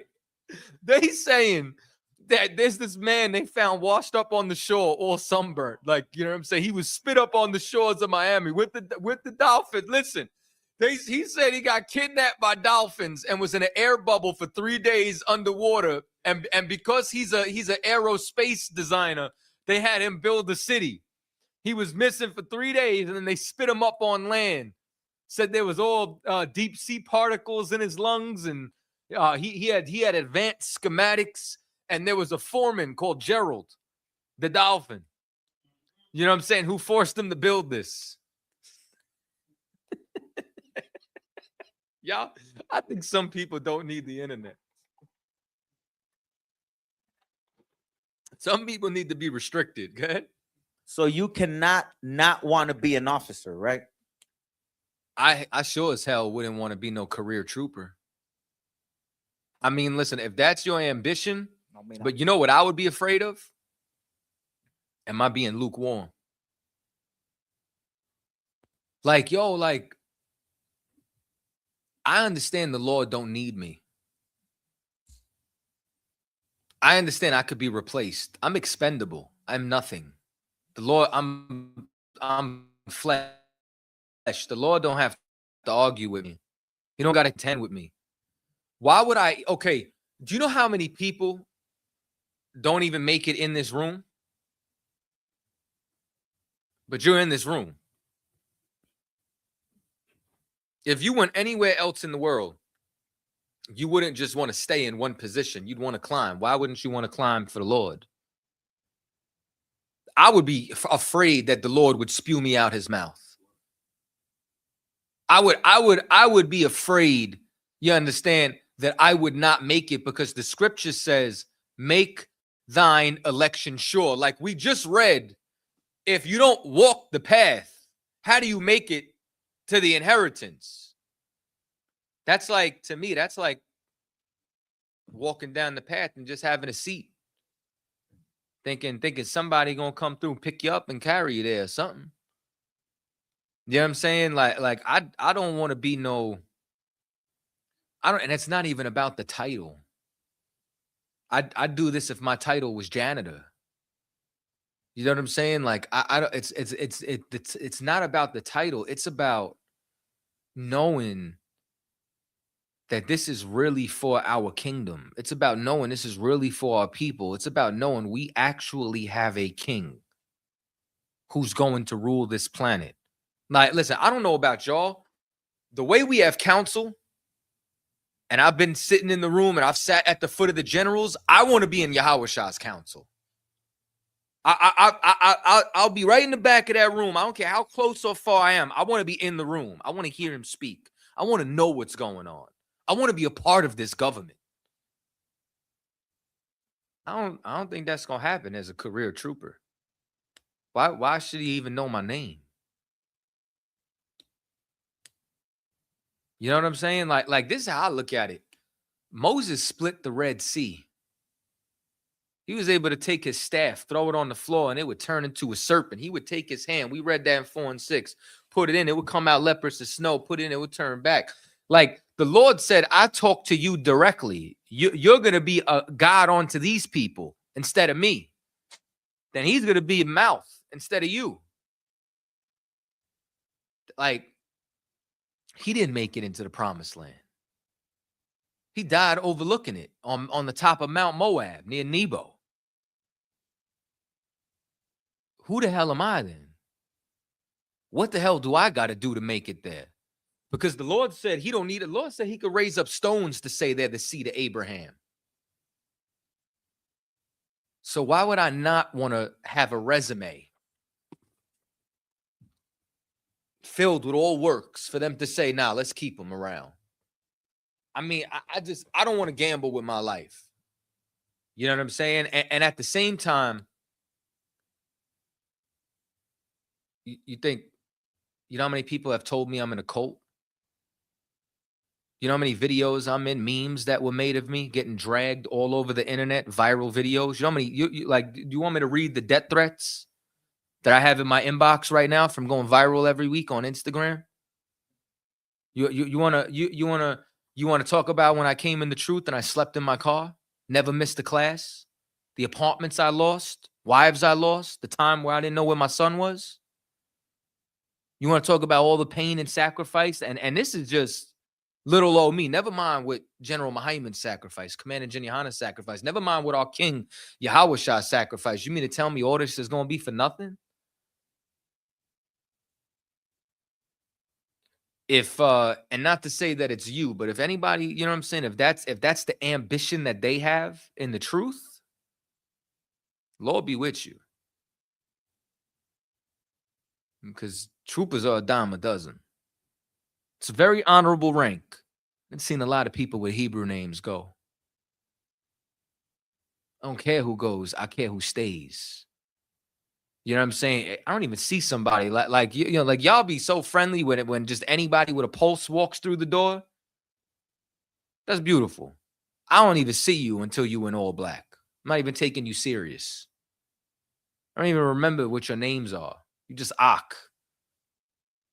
Now, once you got a Hebrew name, like the brother who just got raised up, Kawal Barak, I'm going to remember that name. I don't even know what the hell your name was prior to this. You know what I'm saying? I don't know what your name was. I don't know what your name was. I barely remember yours sometimes. You know what I'm saying? And I know you 16 years. That's what it is. You know what I mean? Half the time I forget mine. I'll be, what the hell did they call me? You know what I mean? Like, that's how much you got to be in here. That's how locked in that you got to be inside this truth, man. So yeah, so now I don't know about y'all, man. I want to make it to that inheritance. I just, people be talking about this or that, bro. I just want to be on a chariot. Because the wild part is, like, this is what y'all really got to know. The work didn't even start yet. You understand? This is just a prerequisite.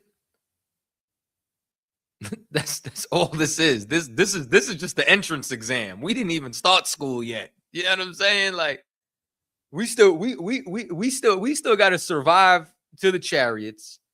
Have the Lord have enough mercy that we get on the chariots. Then come down in the wilderness.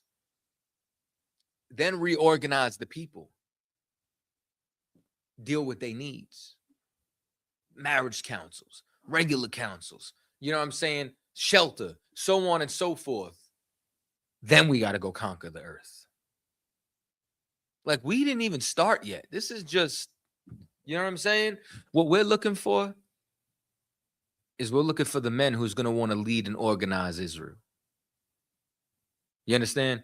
Like, remember, he that's faithful in least is faithful in most. Think about what goes into organizing these cookouts. Think about what's going on to organize this Passover. Now imagine that with a couple of 100,000 people that you got to feed. What does that mean? What is what? The faithful, and I don't understand that. He that's faithful in least is faithful in most. Okay.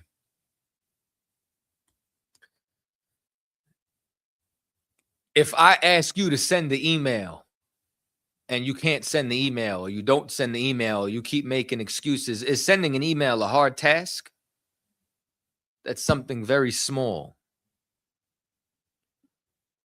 How could I trust you to make sure that the door is going to be locked at the school at the end of the night? These are very small tasks. But if you can't even perform something small, how could I think you could perform something great as far as a role of responsibility? He that's faithful in least is faithful in most. He that's unfaithful in least is unfaithful in most. And if you can't send an email, brother, how the hell are we going to take over the earth? Can't happen. You know what I'm saying? Like the responsibility is given to the capable. You know what I mean? And in that responsibility, it comes power. You can't give somebody power who can't handle the smallest of responsibilities. You're going to crack under pressure. So that's why if somebody gives you some kind of task, you do it with all your might. You understand? And you show your quality. And in showing your quality, that's how you get power. You understand? That's why it's like I remember a story that General Mahayman told me, and it's why, you know what I'm saying? Like, I treated it the same way. You know what I'm saying? He told the story about General Mahayman left with Commanding General Yohana. Commanding General Yohana told General Mahayman and said, we're going to New York. And then he didn't come back to Philly for like 6 months. And they were just out in New York, just grinding, doing the work of the Lord. While they were out there, Commanding General Yohana was, you know what I'm saying, working under the 7 heads. And then they asked him to go get food. They had this chicken spot they used to go to. Now, General Mahayman is looking at Commander General Yohana like, why the hell are you getting the chicken? This is General. He's still a general. And Commander General Yohana went and got that chicken and brought it back and made sure it was still hot. He's faithful in the least of things, which is why he's in charge of this school right now. That's why come Passover, they say, Chaataza, we heard, you know what I'm saying? Now, I'm a captain in here. And I heard, Chaataza, we heard that you know a spot that got good oxtail. Get us some oxtail. And I go there and I make sure the orders is right and make sure that shit gets back hot. You know what I'm saying? To bring that back. Because I'm in here to serve. I'm not in here to be high-minded. I'm in here because it's every single, whether you a general, whether you a captain, whether you an officer, it's your job to make this place the best that it could be. You know what I'm saying? Like if you the caretaker, it's your job to look around here and be like, how can I make this place better? We might need more shelves. You know what I'm saying? How could we upgrade that couch? You know what I'm saying? Does it need a cover over it? You know what I'm saying? Do we need more chairs? You know what I mean? Like, what could we do to get the floors together? You know what I'm saying? Like what I was saying, could we put LED lights so everybody could turn around and see this? I'm looking at what's going to make this better. You know what I'm saying? If you make garments, you know what I'm saying? You got to constantly looking at new materials, you know what I'm saying? Different techniques, whatever the case may be. If you over food, how the hell do you get a pantry back here? How do you get more food? How do you get more storage? Whatever it is, you got to put all your might into it. Be faithful in all of these different deeds. That's what's got to happen. Otherwise, what, you going to wait for the next man? The Lord will raise up somebody. You understand? Somebody, see, you'll see some young man come in who got more zeal than all of y'all. And before you know it, you'll wonder why he's 5,000 and you still in the same spot at 500, which there's nothing wrong with. Everybody got to go at their own pace. But if you want to be great in here, man, you got to work. Even same thing with the sisters. You know what I'm saying? Like, how many of y'all braid hair? How many of y'all cook? How many of y'all got skills and abilities? We got to stop giving our talents and labor to them and building their society. Like, what you got to realize is we're a world within a world. You know what I'm saying? We're a nation. How do we get the resources here? How do we get boats in Texas so that our brothers and sisters, next time there's a hurricane, ain't got to get picked up by white men with a Confederate flag? You understand? How do we get own real estate so we could turn, you understand, this house into a barrack? So, you know what I'm saying? So when it comes time that brothers are worthy, trustworthy, that we can house them. So that this way they ain't got to be in the white man's shelter. You understand? Worrying about their shit getting stolen and so on and so forth.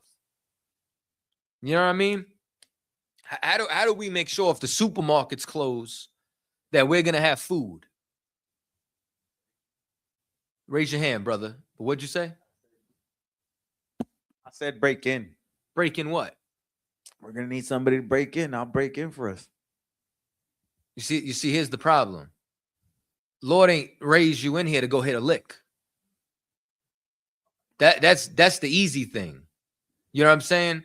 That's one of the easiest things in the world to do. You understand? Why don't you learn how to grow food? Why don't you learn how to organize? Why don't you learn how to go get a grant so that this way they could come, you understand, fill this with shelves?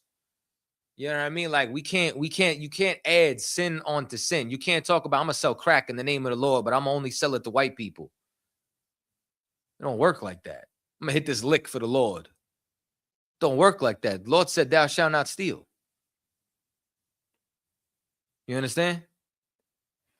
Everything that we got to do has to be on the right-hand side. Sin is like our kryptonite to us being superhuman. Sin is what tears all this down. Sin is what destroys all of us around us. The Lord's not coming back, you understand, for drug kingpins and twerk queens. He's coming back for a righteous nation.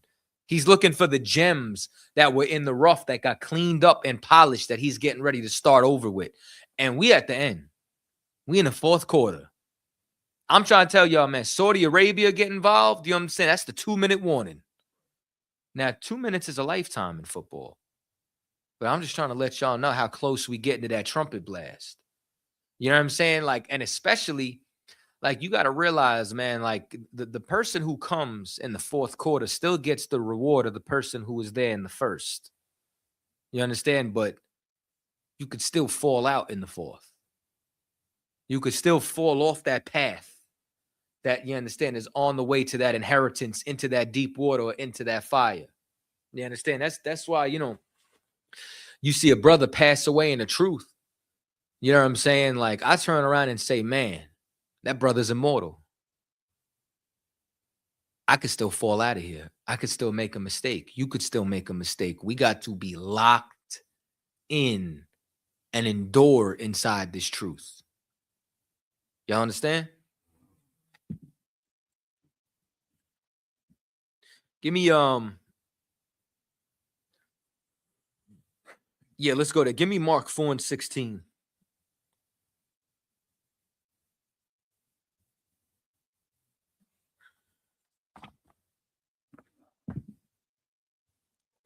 The book of Mark, chapter 4, verse 16. And these are they likewise which are shown on stony ground, who when they have heard the word. You know what? Read up a couple of verses. 13. Lower. Start let me hear what 13 says. Know ye not this parable? And how then will ye know all parables? The sower soweth the word. So here's what you got to know. Yahweh Shah gave a parable when he was talking about a sower who's casting seeds everywhere, right? Now, the sower is us at camp. We're sowing a seed to plant, you understand, which is the word. Good? And these are they by the wayside, where the word is sown, where the word is sown. But when they have heard, Satan cometh immediately and taketh away the word that was sown in their hearts. So this is like if you've ever been at camp, right? And then somebody listening. And then y'all ever notice that there's always somebody's friend who's like, come on, we got to go. Now, sometimes you hear somebody say, wait a minute, I want to hear this. But most of the time, you know what happens? Their friend drags them off and then they go. That's the person who's on this stony ground. That's the person who hears the word, but then immediately Satan comes and snatches it away. Or how many times y'all ever see somebody listening at camp and then somebody comes over and just starts talking to them, a random stranger, trying to distract them from getting the message? That person is a demon or has a demon on them that's trying to stop that person from learning. I'll give you another one. Satan trying to rattle you. You a young man, you a trooper, you a young officer, and then somebody comes up to you and goes, you don't really believe this, do you? You're not really in this. That's Satan trying to snatch that seed from you. Read on.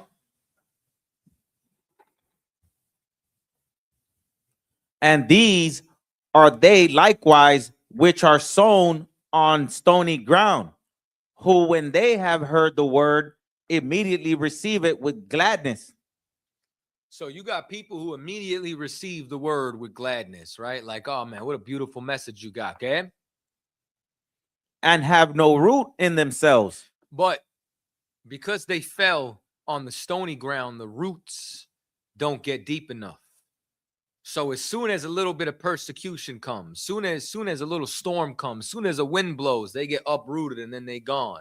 That's like somebody who come to one class and then you never see him again. Dead? And so endure, but for a time. Afterward, when affliction or persecution ariseth for the word's sake, immediately they are offended. And that's what happens. You get offended now by the truth because somebody said, just because you started growing a beard, are you a Muslim? Because somebody turns around and says to a sister, you believe in multiple wives? Because somebody turns around and says to a brother, you're in a cult. Now you become offended at the truth and you can't stand the rain. You understand? And now you fair weather. You light. You're not built for this. Brother, you got to raise your hand when you speak. All right. Keep reading. And these are they which are sown among thorns, which as hear the word, and the cares of this world, and the deceitfulness of riches, and the lust of other things entering in, choke the word, and it becometh unfruitful. This is like brothers who start growing up in the truth, but they fell among the thorns. And as they start to grow, the thorns is choking them. They can't breathe all the way. It's like the world is trying to suffocate them. So before you know it, they start a business and they start putting more work into their business than they put into the work of the Lord. Before you know it, you understand, they get so lonely because their wife left them or their girl, whatever the case may be, that they leave. Some lust, something in the world just calls them because it looks better than what we have here. You know what I'm saying? And before you know it, their cover will be hung up at headquarters. You understand? That's it. It's all right. We'll get the cover back. Just like when Korah and them battled the Most High and Moses, and the Lord said, "Just go get the censers." That's it. We'll just come back for what's necessary. You don't want to fall on the stony ground. You don't want to fall among the thorns that this world chokes it out of you. Read on. And these are they which are sown on good ground, such as hear the word and receive it and bring forth fruit. They, Salakia, some 30-fold, some 60, and some 100. Now, this is what you want to be. You want to be deeply rooted inside this truth. You want to be fruitful inside this truth. Y'all understand that Yahushua wanted figs. And there was a tree that when he went to approach, it was a fig tree. There was no figs to nourish him. You know what Yahushua did to that tree? He cursed it. Raise your hand, though. He cursed it. That fig tree would wither and never grow again. What do you think the Lord gonna do to you if you ain't fruitful? What do you think the Lord's gonna do to you if you don't fall on good soil? You're gonna be uprooted. You're gonna be spewed out of his mouth. You want to get deeply rooted in here. You understand? You want to be damn near like my man Kazakh Thamar, strong palm. You know, a hurricane can't uproot a palm tree. Just go with the wind. As soon as the wind's over, it's right back. You want to have strong roots, not to be uprooted. That's why it's like you gotta really listen, man. You can't just be in the truth. You can't just be in these seats. You can't just put a cover on. The truth gotta be in you, not on you. There's a difference between being in the truth and having the truth inside you. That's the difference. That's when it can't get ripped out of you. You know what I'm saying?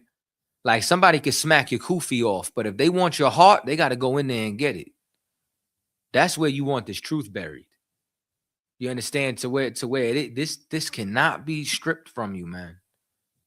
You want to be extremely, extremely, extremely deeply rooted inside here. Because all them examples are the brothers that you've seen. And I don't know about y'all, but it glows in the dark. Half the time, I'm not surprised when somebody leaves. You can see it. You understand? You could tell by, you understand, the garb. You could tell by they don't accept this spirit.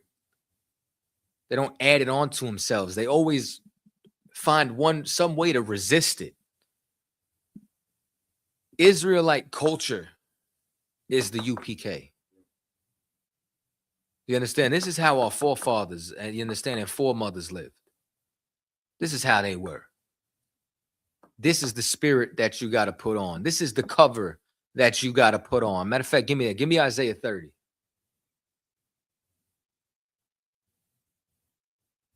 Isaiah 30:1.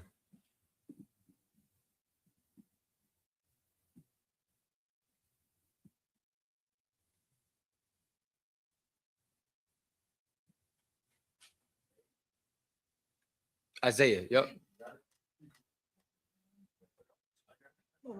Brother, pass the mic. This is the book of Isaiah, chapter 30 and verse 1.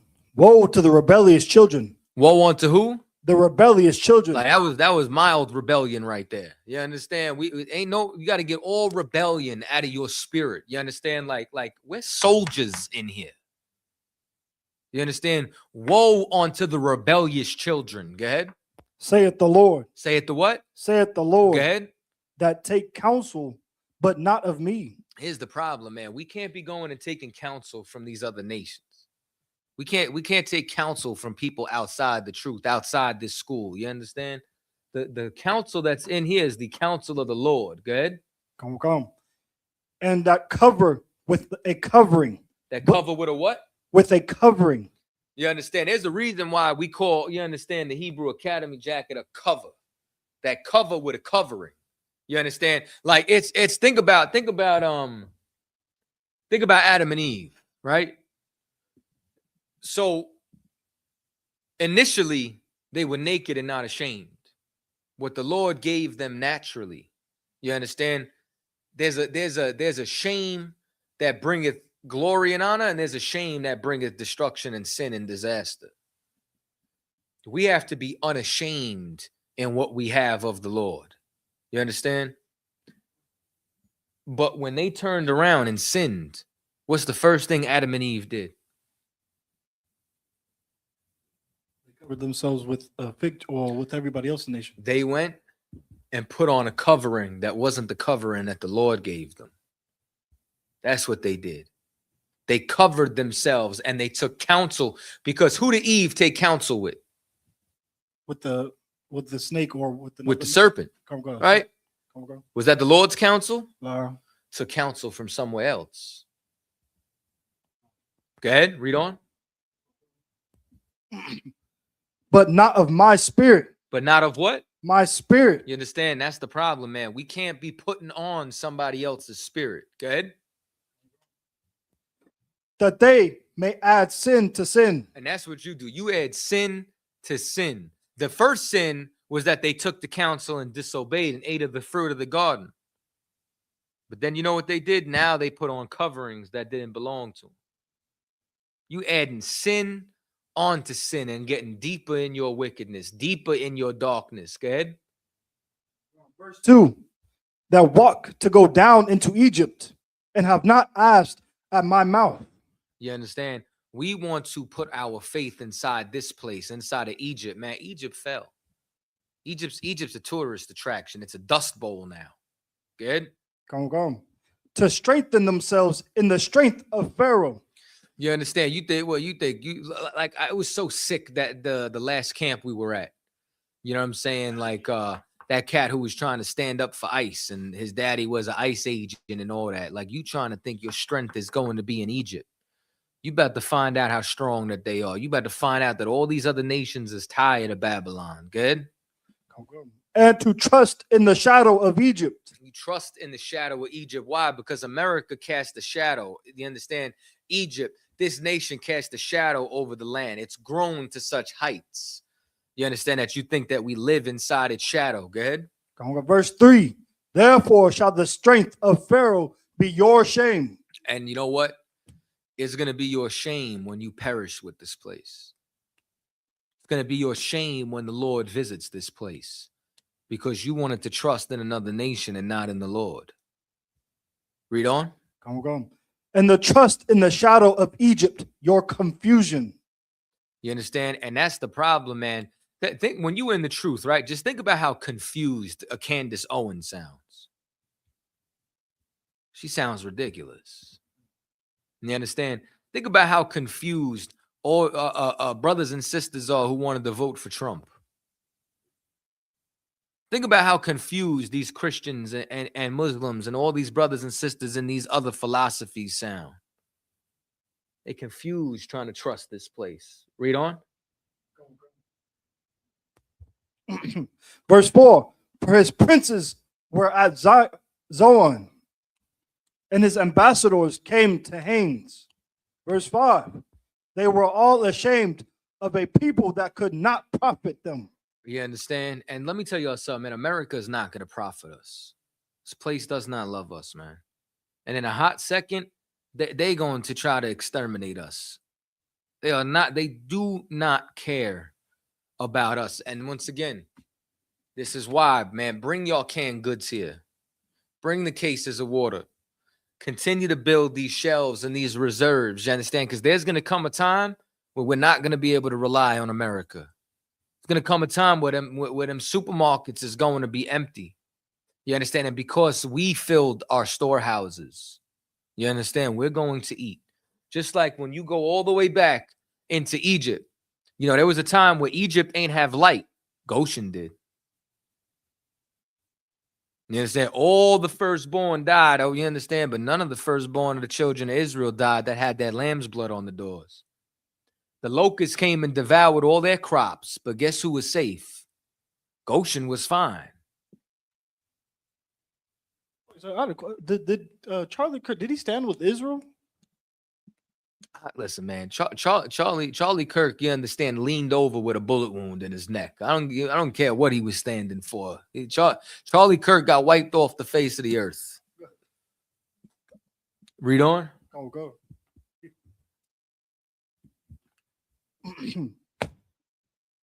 Man died leaning. Oh. Nor be any help nor profit, but a shame and also a reproach. You understand? And that's what it's going to be. It's going to be a shame and a reproach. You understand? Because you didn't have pride in the Lord. You wanted to trust everything else but inside the Lord, man. Brothers, I trust the Most High. I trust the men that's driving this whip. You know what I'm saying? Like, we in good hands in here.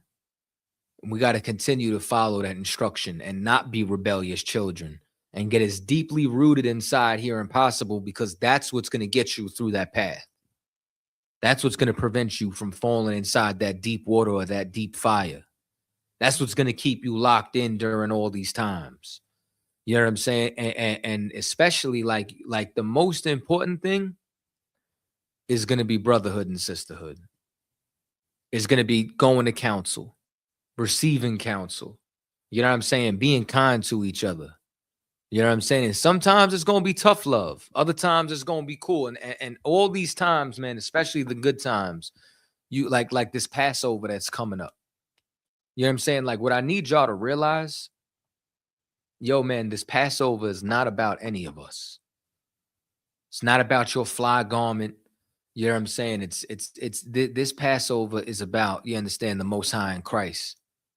Scripture said Christ is that Passover now. We all come together for that, man. We coming together for the Lord's Supper. Y'all got to remember that when we around each other. You got to remember that, you know what I'm saying? Like when we're all in Houston together. And it's going to be glorious, man. We're going to see brothers and sisters from all over the world, man. You know what I mean? I hope Shamgar coming through. All them brothers from the UK, man. You know what I'm saying? Yo, it was it was the funniest shit. We was in this club and this cat was drunk or something. He came through. He was trying to have some words. And then all of a sudden, Shamgar just stepped in the picture. And it was like the closer he got, the smaller dude got. I don't know if y'all know who Shamgar is. Some things get smaller in the distance. He don't. His brother could slam a revolving door. He could unscramble an egg. He could beat a wall in a game of tennis.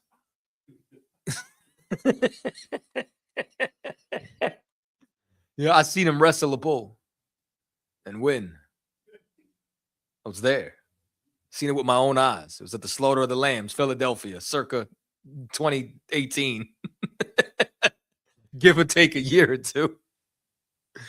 You know what I'm saying? Like, and that's the type of love we gotta have for each other, man. You know what I'm saying? So I can't wait. I absolutely can't wait to be able to see everybody, man. You know what I'm saying? And it's not to say don't have a glorious garment, man. You know what I'm saying? Put that shit on. You know what I mean? Like, you know what I mean? Come out there, but do it for the Most High. You know what I'm saying? Do it for taking back your culture. Do it for the honor and glory, you understand, of what it is our King died for, to restore this nation, man. You know what I mean? Anybody's first Passover? Your first Passover? Yours? Your first Passover? Where are you? Well, most times got your second Passover.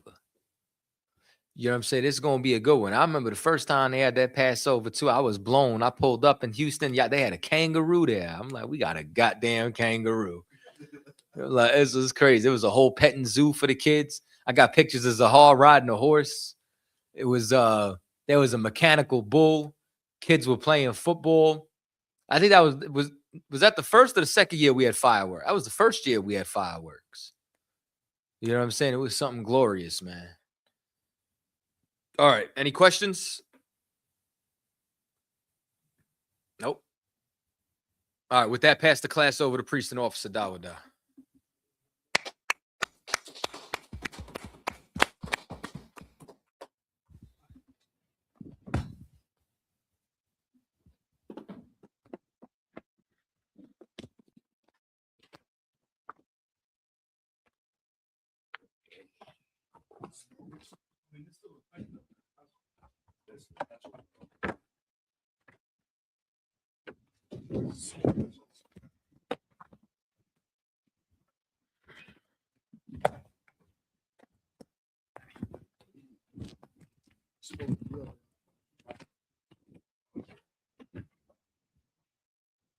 All right, this is the ISUPK security announcements. We are the ISUPK, start out of 1 West 125th Street, Harlem, New York. Rule for new brother and sister. When a new brother or sister comes into the school, they are off limits for 6 months. They are to be saluted only.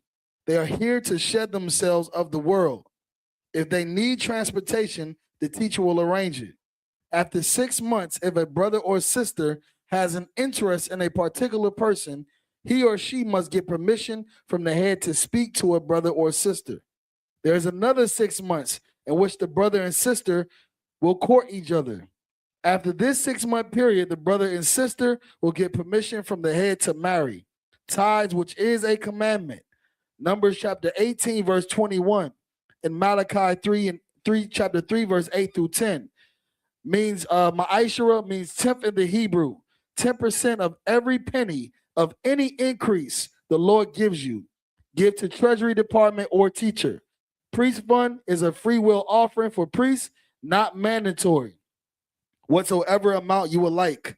Upcoming Holy Convocation is going to be the Lord's Passover. It's going to be April 4th. You said this is not the right one? It's going to be April 4th. You can read about that. You can read about that in Leviticus, I believe.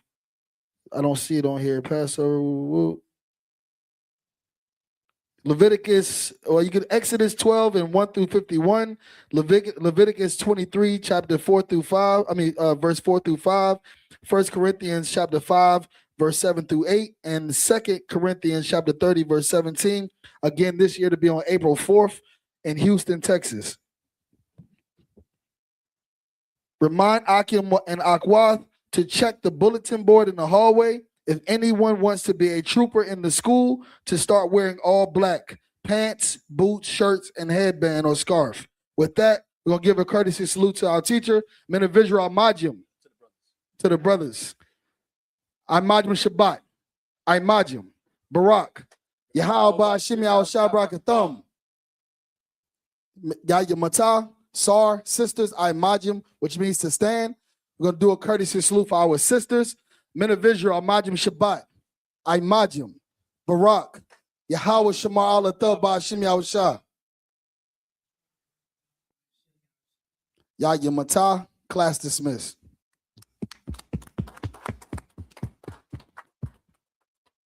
All right. You can kill the stream.